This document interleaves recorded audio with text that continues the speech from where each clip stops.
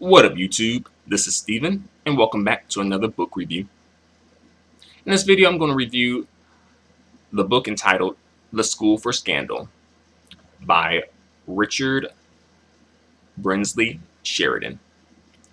And this book is actually a play, and this play premiered in 1777 in London. So yeah, this story is, a little old, but, an oldie, but a goodie, It still has some entertainment value despite its age. And I will say the very beginning of the book, there's a part of the book called a portrait, quote unquote, a portrait. I would say that's extremely wordy, and it may turn you off if you're not used to reading, such, wordy language, especially about, in, wordy language from the language of the era of 1777. A little wordy, a couple of pages long, but I, urge you to just power through it. Once you get through it, it's not nearly as wordy. It's it has its moments, but the very very beginning is the worst, and afterwards it gets better. As far as the wording and the lingo is concerned, because that's sort of an issue too when you read books of a certain age. Read stories of a certain age, because sometimes you're like, what are they saying? But I didn't, for the most part, I didn't have a super difficult time. Although there was a few times I had to like consult, like a dictionary, like Google a word or something. And also, on occasions, the author throws in like French phrases too, which I believe is probably, common during that time period. And I know some French. I took like a year in high school and a semester in college, but I am, by far not a francophone. So yeah, I had to, Google schmoogle, the French words too. um, but basically, this story kind of revolves around, two different plots. One plot is a character named Sir Oliver Surface. Oliver wants to find out which of his two nephews is basically more or less, the worthier of the two as far as like inheritance is concerned. He wants to find out which one is the worthier heir. You know, and then the other part of the book revolves around Lady Sneerwell trying to cause scandal, trying to cause, drama between Charles, which is one of Oliver's nephews, and Lady Teasley. I think that's how you say it. I'm not sure how to pronounce that name. Teasley? Teasley. Lady Teasley. I'll say Teasley. I'm not sure though. So don't quote me on the pronunciation of that name. But yeah, Lady Teals and her husband Peter, like she's young and he's older, and they're having issues. And Lady Sneerwell kind of is adding fuel to the fire, and she is basically like coming up with this plan with her accomplice named Snake, very appropriately named, and they're gonna like write letters in Charles's name addressed to Lady Teasley or Teasel. Teasel. I think it's Teasel. But yeah, Lady Teasel. And that sort of, is basically just part of the plot, So the story opens with like Lady Sneerwell and Snake talking, and basically Lady Sneerwell, long story short, I think she's a widow, and she is a victim of scandal herself. And for that reason, and probably other reasons, she has no problem causing scandal for others. She was a victim of it, and she's gonna continue the cycle. Um, and then Lady Sneerwell has, friends as well who participates in gossip with her, basically like Sir Benjamin Backbite, which I think might basically mean like Sir Benjamin Backstabber.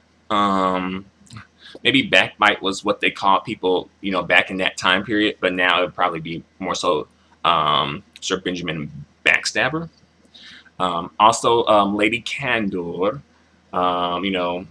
honest. That's her thing. Like, I'm just being honest. Like it's not because legally speaking, it's not slander if it's true. By law. So maybe that's like her defense. And I think a few other people join in as well. Lady Teasel joins in on it too. Lady Teasel, she married Sir Peter Tinsel. She's like she comes from like the country, more so probably like the working class, a rural country girl, and is young, and Peter is older, and they get married, but their marriage has issues. He doesn't like Lady Teasel's extravagance, and she doesn't like that he's always complaining about her and having issues with her, etc., etc., etc. Right? um, However, we get to the other part of the plot, which is basically, well, not the other part of the plot, but going further along with the story. Sir Oliver wants to find out who's the worthier heir, the worthier nephew. So he winds up having like a friend, I believe, Moses and like somebody else. I forgot who.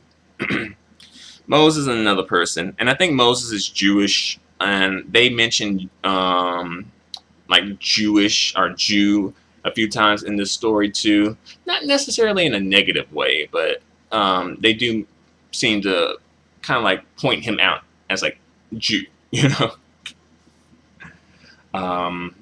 and I think his name is Moses. So Richard sort of uses names to sort of like hint, hint, nudge, nudge. Kind of like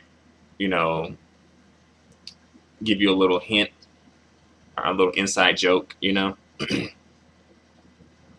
So basically, they come up with a plan where Moses or somebody's going to pretend like they are, looking to do business or whatever, and then they get to like Charles, who is Sir Oliver's nephew, and also Joseph, who is Sir Oliver's nephew, and like he's trying to do business with Charles, and Charles is selling off like a whole bunch of the family portraits, except for one of Sir Oliver. He doesn't sell off that portrait for some reason, and he said he wouldn't part with it. And Charles doesn't have the best reputation.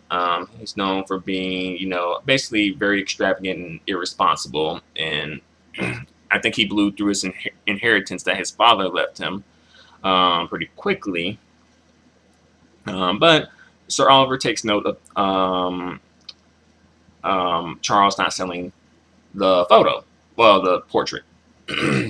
Then we get to another part of the story later on where like it's kind of funny. Well, it's kind of humorous.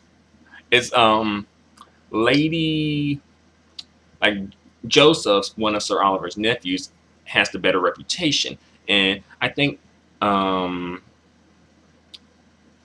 Joseph wants the affections of Lady Teasel. Um, but she's married, of course. Um, and he, like, they wind up getting to a point where, like, he comes over, or she comes over to his house, and they're talking or whatever. Um, and he's saying basically, if you want to, you know, shut your husband up, just admit to what he's saying. Admit to every bad thing that he's saying. And then she's like, I don't think that's a good idea. I'm not guilty of it, etc. But her husband winds up coming, Sir Peter. He winds up coming to Joseph's, house, or living quarters or whatever. And she can't be caught there, because if she does, then it sort of just um, adds more fuel to the fire. And it's like, oh yeah, you are, X, Y, and Z. Um, so she hides because she doesn't want to be caught here, because that wouldn't be a good look for her, to be caught at another man's house, even though they aren't doing anything, but still. So she hides in like behind this curtain, and then Joseph and Peter start talking, and then Charles comes in, and like before that though, Joseph is saying like, oh, he's like, Peter is telling Charles like, oh, you think that, like, I think that Lady Teasel is having an affair. I'm not sure who it is. I think it may be Charles. And he's like, interesting. That's how the Joseph responds. So he responds. They want to come up. Like Charles says he's coming, or the servant announces Charles is coming, and Charles is coming. So like they come up with a quick plan, like, hey, Joseph, kind of like, see, he's going to, like, Sir Peter's going to hide, and he wants to hear and have Joseph sort of ask him questions to see if he's having an affair with Lady Teasel. So he winds up trying to hide behind the curtain, but Joseph stops him and says, don't hide behind the curtain. I have a French milliner there. So he hides in a closet instead. So then Charles and Joseph are talking, and Joseph's trying to see if Charles is having an affair. And he's basically saying, like, no. And then Charles winds up flipping the script and saying, like, well, from what I heard, it seemed like you two seem to be very, cozy. And he started going in on what Joseph and Lady Teasel look like they have going on. And then he stops him because he doesn't want Sir Peter to find out, about his feelings for Lady Teasel.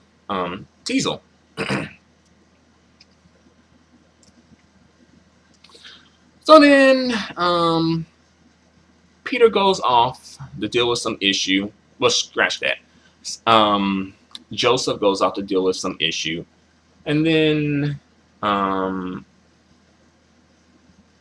think before he leaves, though, Joseph tells Charles that Peter's in the closet. And then basically, I guess, to speed this up,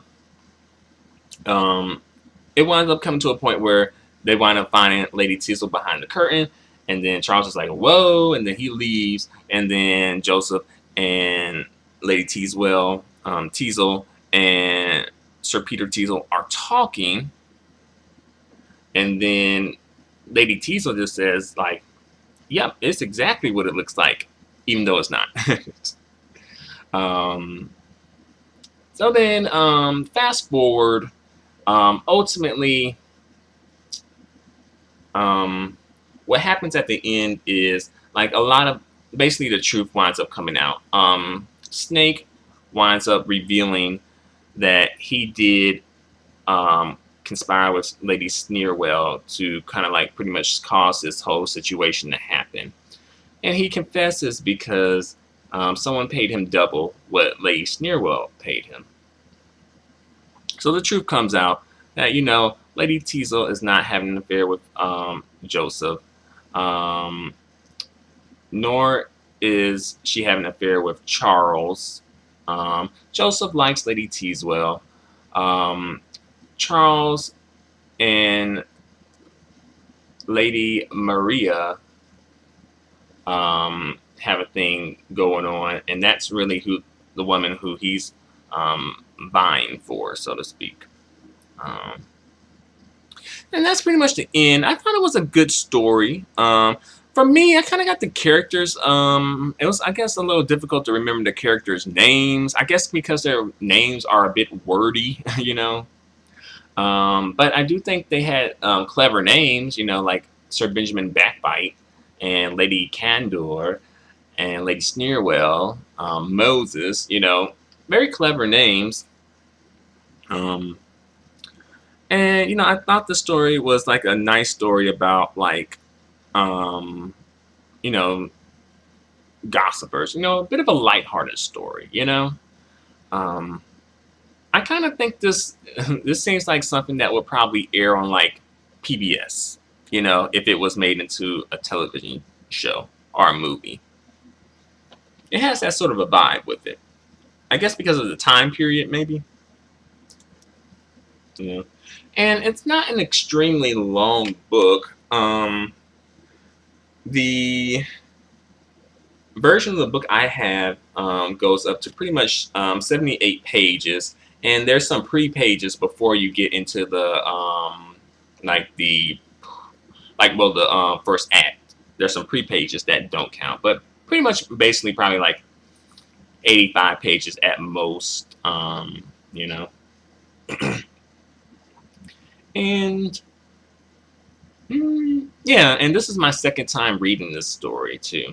And I think I definitely have a better understanding than the first time I read it. First time I read it was probably like back in 2008, and I haven't read it since. So I remember the story, but I definitely forgot the characters and some of the plot. So it was nice to reread this book. But what do you guys think? Feel free to comment. Feel free to subscribe. Feel free to give me a thumbs up. Your feedback and support are extremely appreciated and extremely valued. Into the next video. Adios and goodbye for now.